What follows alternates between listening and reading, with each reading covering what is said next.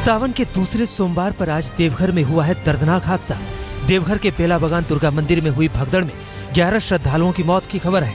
भगदड़ में 50 से ज्यादा लोग घायल बताए जा रहे हैं। हादसे की पुख्ता वजह अभी तक नहीं बताई जा सकी है। पुलिस के मुताबिक मंदिर में करीब 1.5 लाख लोगों की भीड़ जुटी थी।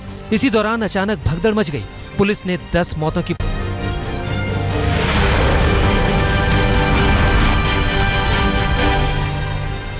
आम आदमी पार्टी की विधायक अलका लांबा पर रविवार को हुए पत्थरकांड में नया ट्विस्ट आ गया है। इस मामले में एक सीसीटीवी तस्वीर सामने आई है, जिसमें अलका लांबा खुद एक दुकान में अपने समर्थकों के साथ हंगामा करते नजर आ रही है। तस्वीर में साफ दिख रहा है कि अलका आईएसबीटी के पास यमुना बाजार में शिव स्नैक शॉप पर अपने समर्थकों के साथ पहुंचती है और काउंटर पर रखे पेपर उछाल देती है। इस बीच उनके साथ खड़ा समर्थक समूचे काउंटर को धक्का देता है।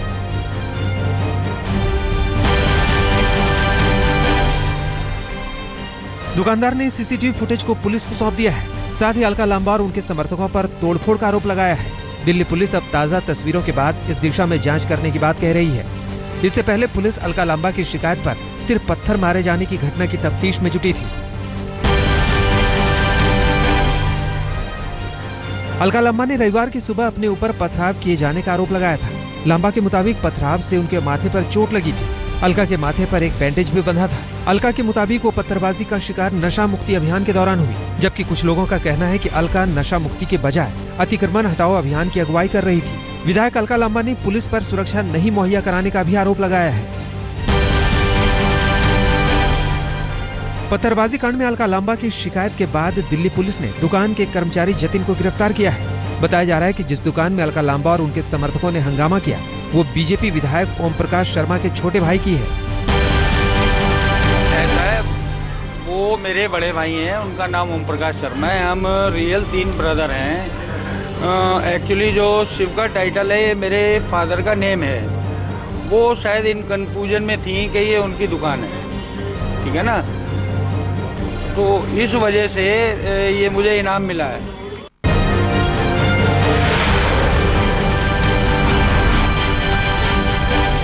पत्थरकांड पर सीसीटीवी फुटेज आने के बाद अलका लांबा ने ट्वीट कर बीजेपी और दिल्ली पुलिस पर निशाना साधा है। लांबा ने अपने ट्वीट में लिखा है कि बीजेपी वालों ने और दिल्ली पुलिस ने हमले का सीसीटीवी रिकॉर्ड नहीं निकलवाया। लांबा के मुताबिक जिस दुकान से हमलावर पकड़ा गया वो बीजेपी विधायक की है। लांबा ने आरोप लगाया कि जब वो खून से लथपथ थी तो दुकानदार ने कहा अंजाम भुगत लिया। अलका लांबा ने ट्वीट में तंज भी कसा है।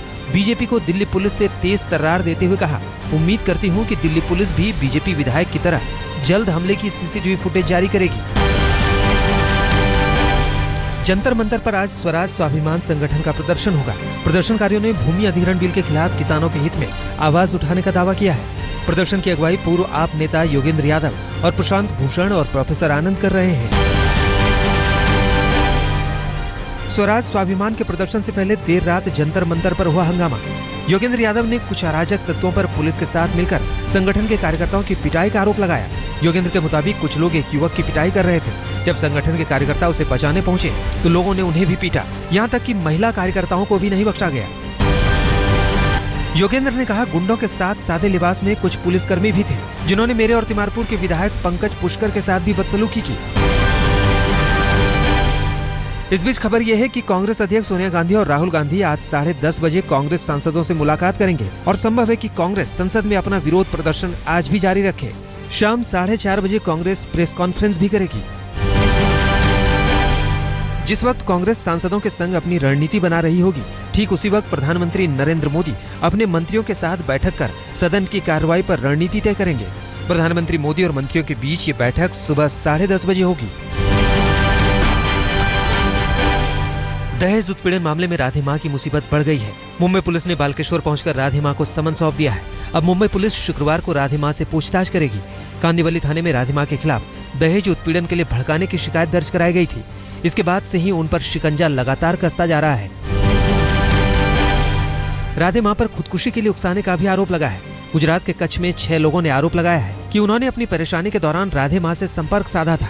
भले की चाहत में राधे मां के कहने पर अपनी सारी संपत्ति उन्हें दान कर दी, लेकिन राहत तो दूर, आरोपों के मुताबिक राधे मां बाद में उन्हें खुदकुशी के लिए उकसाने लगी। पीड़ितों ने अब मुंबई पुलिस कमिश्नर से अपनी शिकायत दर्ज कराई है। निंगाड़ गांव में आयर फैमिली, आयर समाज है और उस समाज के 5 लोगों ने जो आत्महत्या की, वो आत्महत्या राधे माँ के कारण उन्होंने की है, ऐसी इंफॉर्मेशन हमें मिली। विवादों के बीच औरंगाबाद से कल मुंबई पहुंचने पर राधे माँ का समर्थकों ने जमकर स्वागत किया। एयरपोर्ट पर फूलों की बारिश के साथ ही राधे माँ का जयकारा गूंजा। वहीं आज तक से बातचीत में राधे माँ ने खुद को बेकसूर बताया और कहा कि मेरे ऊपर लगे आरोप निराधार हैं। मेरा कुछ कहना नहीं है, कुदरत इस बात का इंसाफ करेगी। मेरा कोई कसूर नहीं, मैं दोषी हूँ। आपके ऊपर एक केस जो दर्ज हुआ है वो दहेज उत्पीड़न का है, एक लड़की ने दर्ज कराया, क्या कहना है उसके ऊपर आपका? मेरी खुद की भी 2 बहुएं हैं, ये खड़ी है, एक उससे के घर में है। मैंने अपनी खुद की बहुओं से नहीं मांगी, वो इनकी रिश्तेदार है, मेरी वो कुछ नहीं लगती।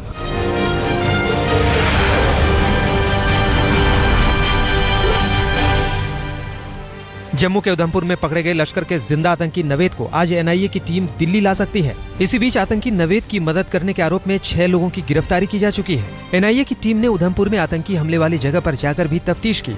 इस हमले में 2 बीएसएफ जवान शहीद हो गए थे।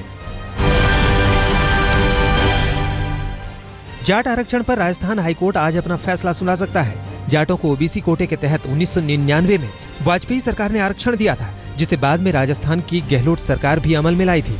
लेकिन बाद में आए सुप्रीम कोर्ट के फैसले से इस पर सवाल उठ खड़े हुए थे। राजस्थान हाईकोर्ट में भी जाट आरक्षण को लेकर करीब 8 याचिकाएं दायर हैं, जिन पर आज हाईकोर्ट अपना निर्णय दे सकता है। चाइल्ड पोर्नोग्राफी मामले में सुप्रीम कोर्ट में आज सुनवाई होगी। केंद्र सरकार ने पहले सभी पोर्न साइट पर प्रतिबंध लगा दिया था, हालांकि बाद में ये प्रतिबंध सिर्फ चाइल्ड पोर्न साइट पर ही सीमित रखा गया। सुप्रीम कोर्ट आज सुनवाई के दौरान कुछ नई याचिकाओं पर भी गौर फरमाएगा। चेन्नई में आज डीएमके राज्य सरकार की शराब नीति के खिलाफ प्रदर्शन करेगी। इससे पहले शराबबंदी के खिलाफ प्रदर्शन के दौरान एक गांधीवादी समाजसेवी की मौत हो गई थी। देश के कई राज्यों में अब तक शराबबंदी को लेकर प्रदर्शन किए गए हैं। इस दौरान शराब की दुकानों में तोड़फोड़ भी की गई है। खास बात यह है कि राजनीतिक दलों में डीएमके, एमडीएमके, पीएमके, वीसीके और बीजेपी जैसी पार्टियां शराबबंदी के समर्थन में हैं। फिर भी कोई ठोस नतीजा नहीं निकल पा रहा है। पश्चिम बंगाल के मुर्शिदाबाद में शराबबंदी की मांग को लेकर प्रदर्शन करने वाले एक शख्स पर हमला किया गया है। हमलावरों ने धारदार हथियार से प्रदर्शनकारी के दाहिने हाथ की 2 उंगलियां काट दी। पीड़ित को मुर्शिदाबाद मेडिकल कॉलेज में भर्ती कराया गया है। इस मामले में पुलिस ने अब तक किसी की गिरफ्तारी नहीं की है।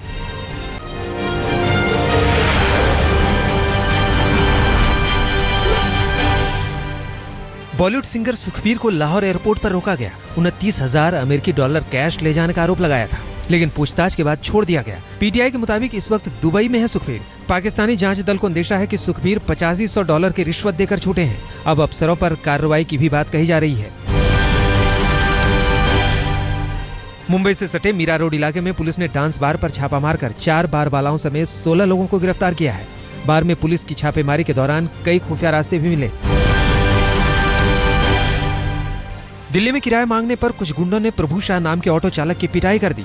ऑटो चालक के मुताबिक मंडावली इलाके में अक्सर ऐसी वारदात होती है, लेकिन पुलिस इस पर रोक नहीं लगा पा रही है। गोल्डमैन के नाम से मशहूर सारथी बाबा की कल कटक के मजिस्ट्रेट कोर्ट में पेशी हुई।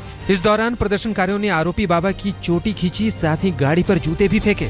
सारथी बाबा पर सेक्स स्कैंडल और चिटफंड घोटाले जैसे कई संगीन आरोप हैं।